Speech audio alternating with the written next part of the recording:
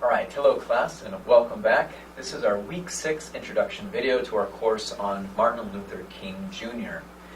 I wanted to begin this video with just a quick moment to look back at what we've done this past week. At the time of recording this video, I have not had the opportunity yet to look at your projects. But I am keeping my fingers crossed that these projects enabled you to have a very rewarding experience. For many of you, speaking with family members or close neighbors or family friends about their memories of the 1960s. I know that in my own personal experience, having conducted many interviews like this, that I walk away from the interview feeling an increased appreciation for humanity. There's something about posing questions that are both intimate and allowing someone the ability to be heard. I know that is very powerful, and I hope that you were able to find that experience rewarding. Also, as you were contemplating the materials that you received, and comparing that with what you have read in Kurlansky text of 1968, and comparing the types of history that you were able to receive.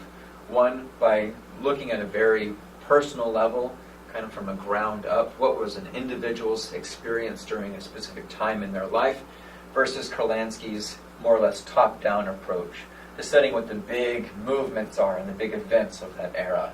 I think by comparing the two texts, you will get a fuller appreciation for how history can be constructed and the values of using a variety of resources to construct that depiction. Also, just reflecting back at where we've come this term, we've spent a lot of time covering establishing the setting. Right? We've been talking about the 1960s, talking about the major events, talking about the motivations and concerns and the fears and the anxieties that people had that made the 1960s a unique period within United States history. But my hope is that by looking so closely at this material, that now as we move into a study of Martin Luther King, the man, as we consider his writings and his speeches, that we'll be better able to place them within that time. That you'll be able to consider things like the use of technology and television, to note how ingenious King was in bringing those types of materials to the attention of for King to bring to the attention of America the issues that he and his people were facing in the 1960s.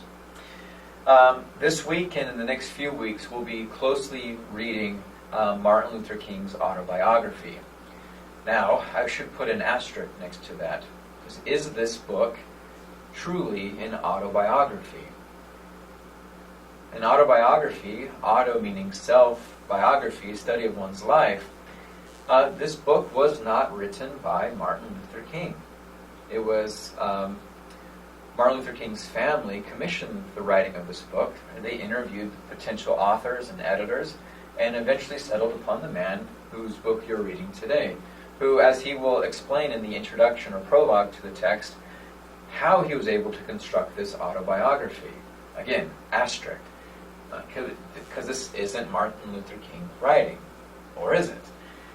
Consider the way that this text is constructed in blending together various aspects of historical documents, including speeches and Martin Luther King's own personal letters. All right, that should be it for our introduction video. As always, if you have questions about the course and about the materials, please feel free to email me, and I'll get back to you as quickly as I can. All right, until we speak again, farewell.